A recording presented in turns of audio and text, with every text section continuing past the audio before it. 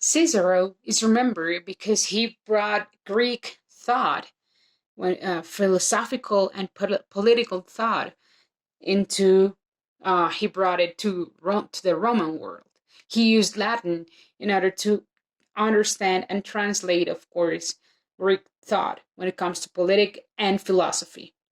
So Cicero, he was a conservative man. He grew up in Rome, where after Tiberius Gracchus' death back in 133 BC, there was socially it was division.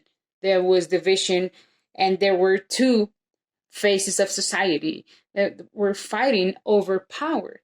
One of them, the optimates, they represented aristocracy and tradition and the power that had always been in the Senate and the ones who were running Roman society. And on the other hand, the populares, they were common men, unwealthy men, people without property that were trying to get, in other words, a land redistribution. So Tiberius, he was more like a popular man.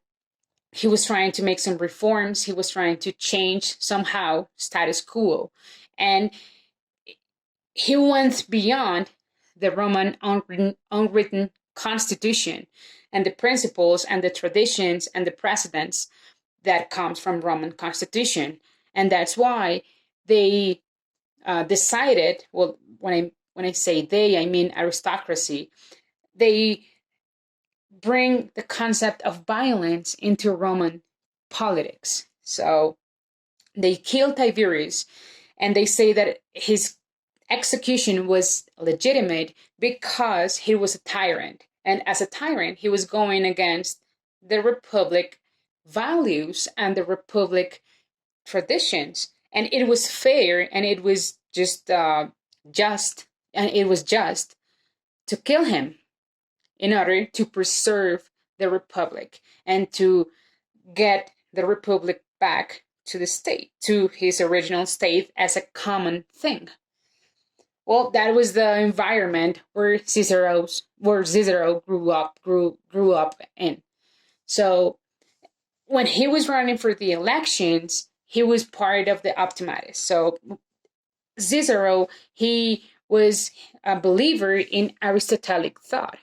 So he believed that aristocracy was the best way, or that aristocrats, that mean in Rome, wealthy people, people with properties, people that were creditors, that they were the best people that could ever handle the republic, rather than democracy, because people who had no wealth, they have no idea of what's better for everybody.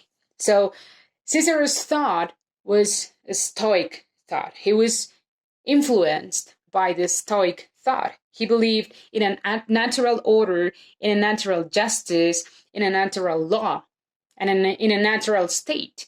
And state was made to protect the private property rights.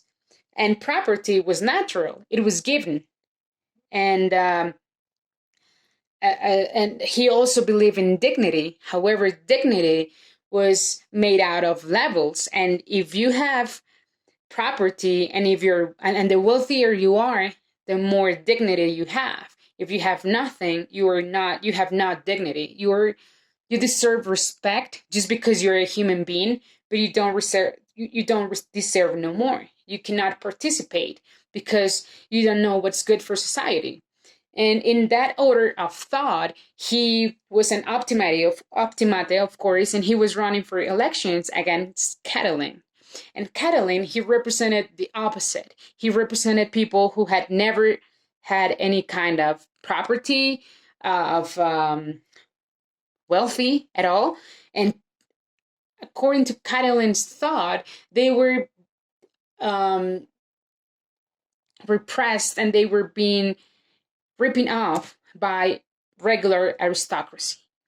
And Cicero's dilemma comes when, after he kills Catiline in a battle, and after he defeats the popularis in the elections, he believed that there was a rebellion coming on, and that rebellion was being orchestrated by Catiline. So at the end, he kills him, and he captures some traitors of Rome, but they were Roman citizens. So his dilemma was either to kill them and go against Roman law of not killing Roman citizens, or exile them and take the risk of them to come back eventually and attack Rome. So in order to solve his dilemma and kill them, he wanted to kill them because he was not trying to take the risk, because he was trying to unify Rome.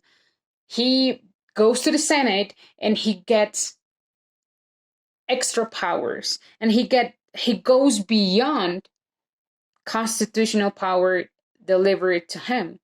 And that's how he resolves his dilemma. However, this represents a question of how legitimate are the decisions when it comes to interest. And it also brings a discussion is, what if the Constitution is not, what is a Constitution if it's not there to guarantee an order, but to go with the interest of people and of government? And that's what happened with Cicero and his dilemma.